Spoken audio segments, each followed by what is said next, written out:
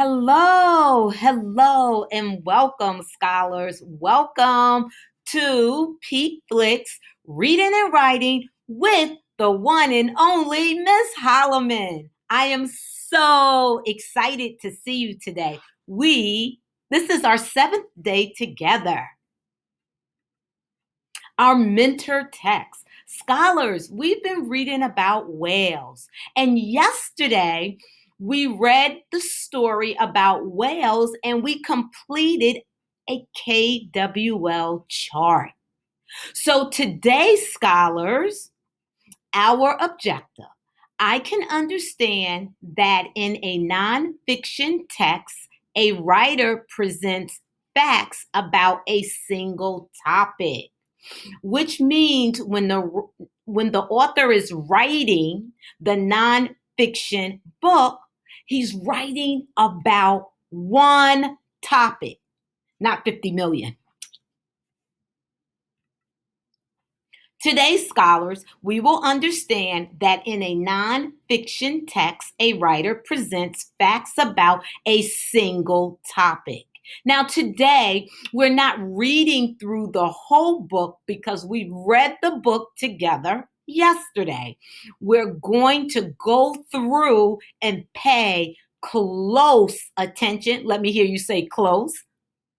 Great. Close attention to the author to make sure that the author is writing about a single topic. So I'm just going to move myself over here, scholars, on the move. Right here. What is the author talking about? When animals travel from one region or habitat to another, it's called a migration. Animals migrate in search of food or a mate. So, and then if we look right here, many animals migrate. The sperm whale is one of them. So we know that our topic is on whales, and the author is talking about what a sperm whale does. And the sperm whale migrates. So the author is on target. Here, the author shares with us a caption: migration moves from one region or habitat to another for food or a mate. So the author is really defining what the word migration means and why they do it. Why does whales or animals migrate? And they do it for food or to find a mate. Here, let's look at this one. What animal is longer than a school bus, has the largest brain of any animal, is one of the greatest divers in the world? And he's telling us it's a sperm whale. So he used a bus to tell you how long. He used the brain he used a picture of a brain to just give you an example that a sperm whale has like the largest brain. And we also learned that the sperm whale is an amazing diver. The author is still on task. Sperm whales are amazing creatures. They are the largest toothed predator in the planet. So he's telling us why whales are amazing. And here it says that males weigh up to 50 tons and grow up to 60 feet long. That's not just big, but it's huge. So the author is still on task, sticking to one topic. A sperm whale's head is too big. It makes up 1/3 of its entire body. So the author is telling us that the head takes up a huge part of the whale's body. Still on task. Sperm whales get their name from a waxy material in their head. Still, he's telling us about whales. He's not talking about cats. He's not talking about dogs, but he's talking about what? Whales. You got it, scholars. Here's a little graph that the author is using, and he's given us information about whales. Talks about the skin, the tail, the teeth, the head, the flippers. Still talking about the whale. Need to lead. Female sperm whales travel in family groups called pods. Here, the author tells us about whales, but he's being specific about female whales. And they also tell us that whales travel together.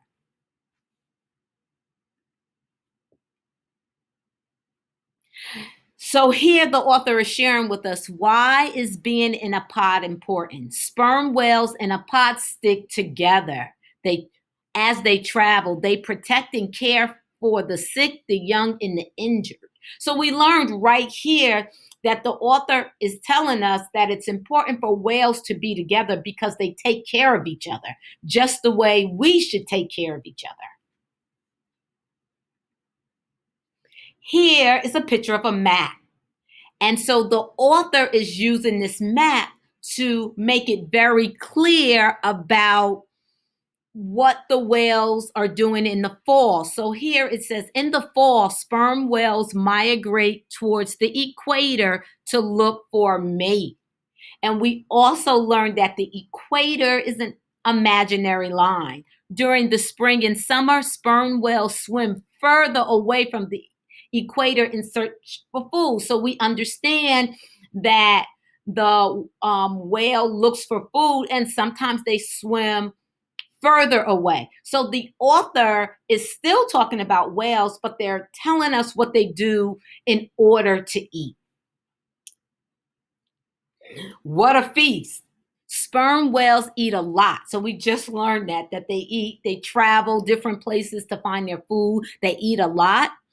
Sperm whales eat a lot, about 1 ton of fish every day. Oh, that's a lot.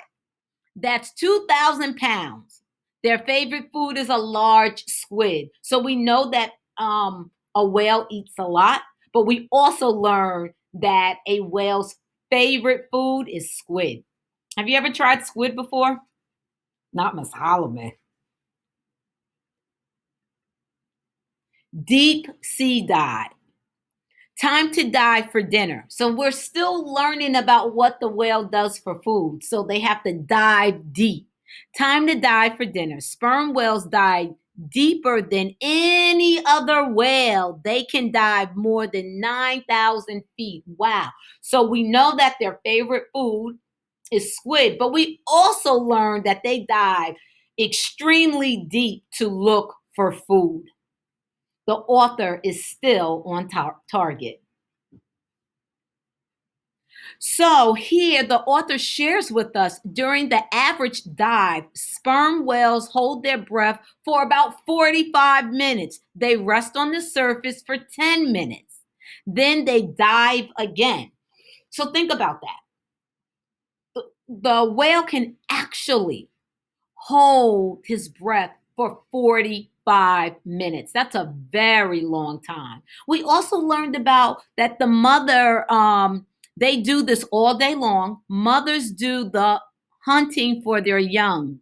Young whales need to breed more often than adults. So the author is still talking about whales, but it tells us about the mother whale. It tells us about the baby whales and what they need to do in order to breathe. And we learned that the adult whales can hold their breath longer.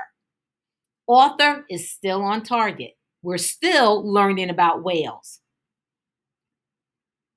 Wee whales. Whales are mammals. Baby whales are born and live and drink their mother's milk for the first 2 years or so of its life. Young whales are called calves. So here the author is telling us that whales are mammals just like you and me. Connection, text to self. Also, Baby whales drink milk, just like you and me. Connection, text to self. So the author is still focused on whales. They're just telling us information to help support our learning. So the author here, calves are born tail first and they take their first breath within seconds of being born.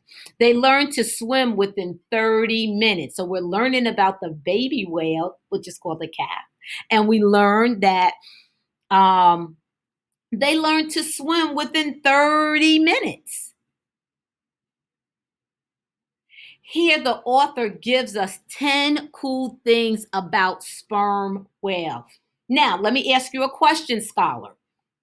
Is the author talking about dogs? No. Is the author talking about cats? No. But the author stayed focused on the topic. And the topic is what? You're right. Whales. Whales talk. So the author is telling us here that whales like to talk, just like you and I. Sperm whales talk to each other by making clicking sounds. These sounds are also used in echolocation. So we learn that whales like to talk and they use something called echolocation. Whales use echolocation for three purposes. Number one, to find their way in the deep, dark ocean, to locate food, to find their young, and to surface of the water, to find their young on the surface of the water.